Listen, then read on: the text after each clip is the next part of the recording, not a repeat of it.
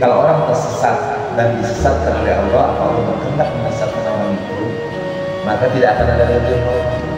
Dan nanti di hari kiamat mereka akan dikumpulkan dengan wajah yang tersungkur, dengan mata, telinga, mulut semua tidak berfungsi. Dan tempat kediaman mereka neraka jahanam, yang neraka jahanam itu apabila nyala apinya akan padam, maka Allah tambah lagi membakar orang-orang yang tersesat.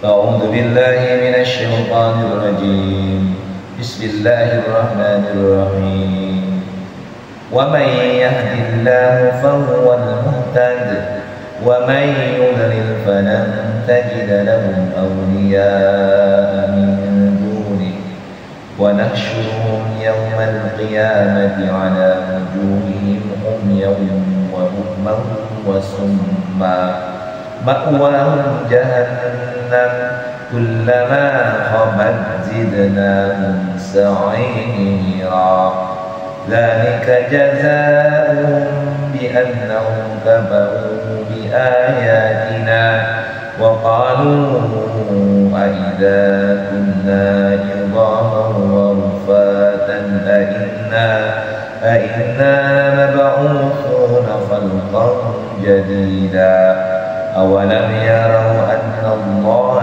الذي خلق السماوات والأرض قادر على أن يخلق مثلهم وجعل لهم أجلا لا ريب فيه فأبى الظالمون إلا كفورا قل لو أنتم تملكون خزائن رحمة ربي إذا لأمسكتم خشية الإنفاق وكان الإنسان قتورا ولقد آتينا موسى 9 آيات بينات فاسأل بني إسرائيل إذ جاءهم فقال له فرعون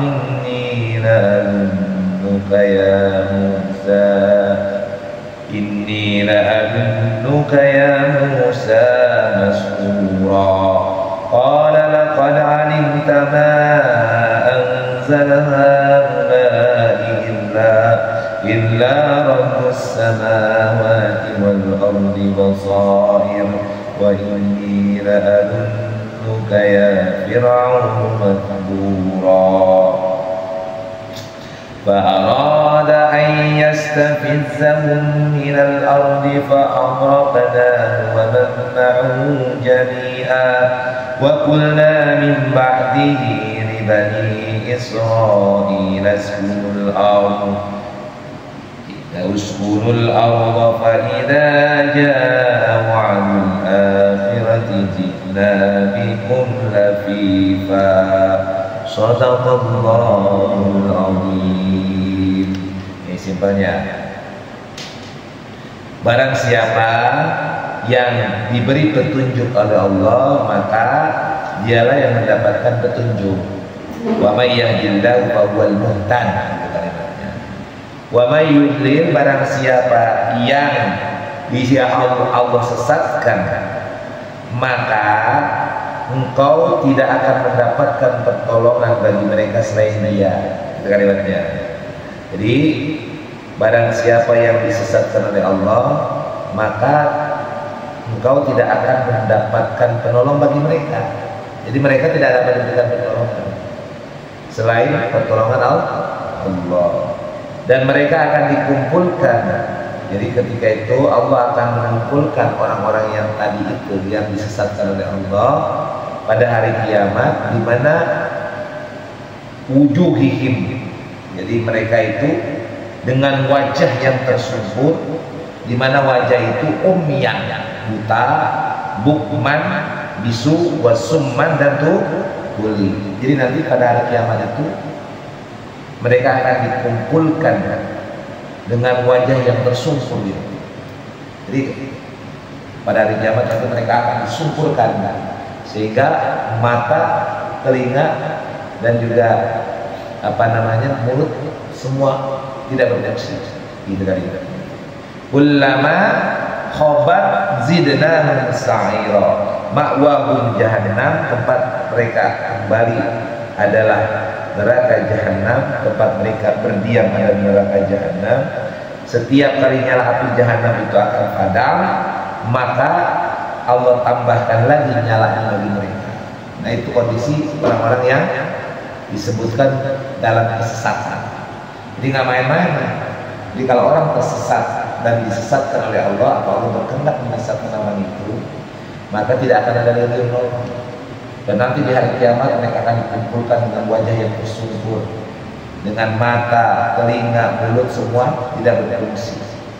Dan tempat kediaman mereka neraka jahanam, yang neraka jahanam itu apabila nyala apinya akan padam, maka Allah tambah lagi membakar orang-orang yang tersesat. Kemudian dzalika jazaohum, hal itulah balasan bagi mereka, bi annahum kafaru bi ayatina, disebabkan mereka kafir kepada ayat-ayat Allah. Wa qalu, dan mereka mengucapkan, aidza kunna idzaman wa rufatan, apakah ketika kami sudah menjadi tulang belulang dan benda-benda yang hancur, inna lamab'utsuna khalqan jadida, apakah kami akan dikembalikan dalam fisik kami yang baru. Jadi orang-orang kafir itu ketika dikisahkan atau ketika diperingatkan, jangan kalian melakukan kejahatan, kezaliman, taatlah kepada Allah, taatlah kepada Rasulullah, mereka mengingkari terhadap tanda-tanda kekuasaan Allah itu. Ada Al-Quran, mereka ingkari Al-Quran gitu. Dan mereka mengatakan, apa iya nanti kalau saya sudah mati saya akan dihidupkan kembali dengan fisik yang seperti sekarang ini. Jadi mereka nggak percaya dengan hari kiamat, hari berbangkit. Jadi hari berbangkit, tidak percaya dengan hari akhirat.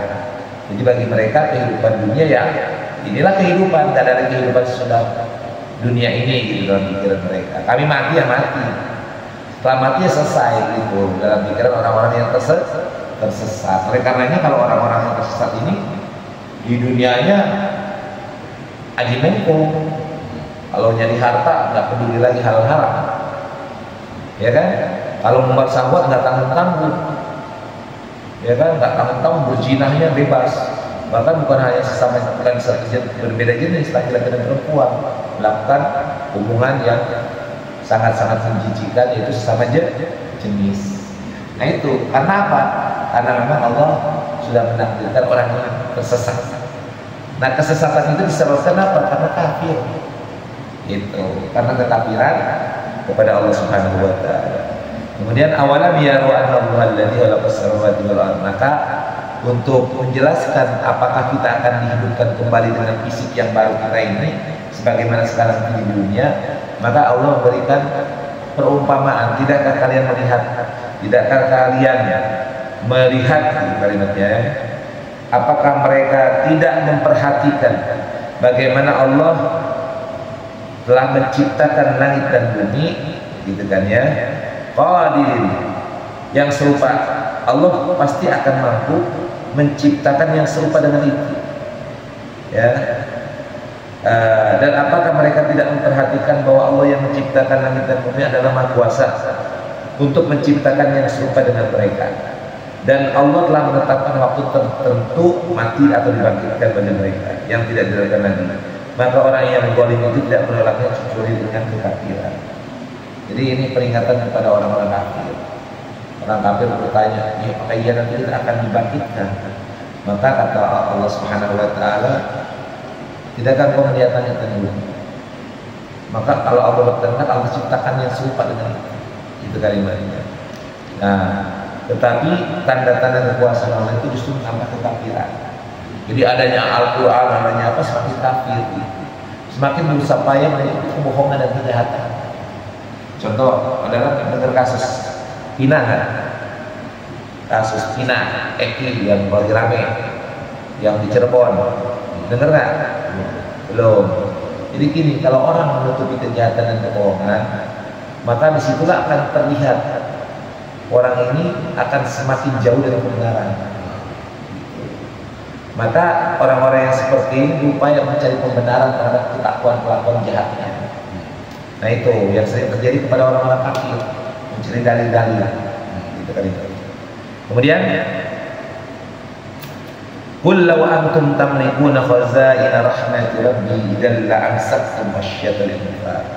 Katakanlah wahai Muhammad, sekiranya kamu menguasai perbendaharaan rahmat Tuhanku, niscaya perbendaharaan itu kamu tahan karena takut membelanjakannya. Dan manusia itu memang sangat kafir. Jadi sifatnya orang kafir, kalau seandainya dia ditakdirkan memiliki seluruh harta benda di dunia ini, maka pasti tidak akan pernah memberi kepada siapapun.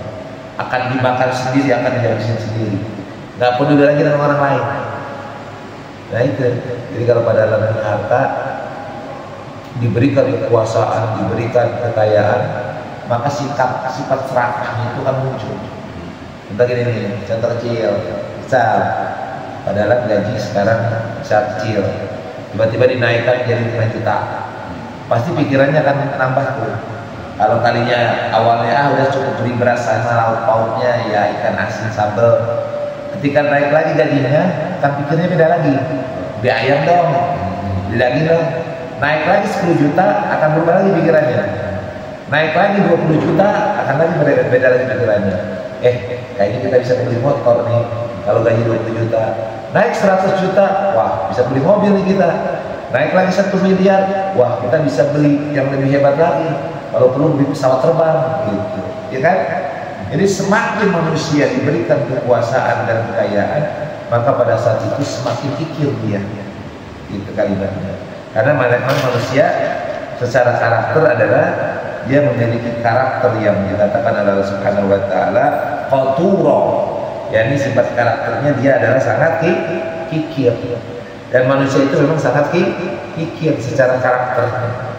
Kemudian baru masuk kepada ayat yang 101 bahwa Allah telah berikan kepada Nabi Musa tis'a ayatin bayyinat, yakni 9 mukjizat. Jadi Nabi Musa itu diberikan 9 mukjizat. Apa saja mukjizat? Di antaranya maksudnya mukjizat dengan tongkatnya. Ya kan, tongkatnya bisa membelah lautan, bisa memukul batu kemudian muncul mata air, bisa juga jadi ular. Kemudian apalagi dengan tangannya, di mana ketika dikepitkan di ketiaknya muncul cahaya di tangannya. Kemudian ada belalang, kutu, katak darah, topan, laut dan gunung Sinai.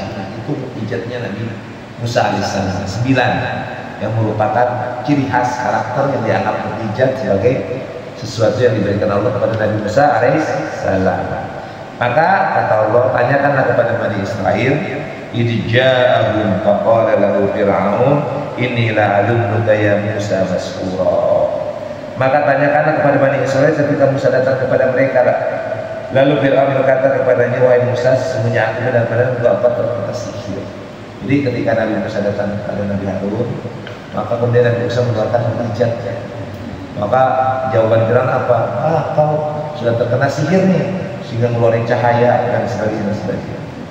Kemudian qala laqad alimta ma anzala haula'i illa rabbus samawati. Maka jawaban Musa, sungguh engkau telah mengetahui bahwa tidak ada yang mampu menurunkan mukjizat kecuali Allah yang memelihara langit dan bumi sebagai bukti yang nyata, dan sungguh aku benar-benar menduga aku akan binasa oleh Firaun. Maka saling sebat.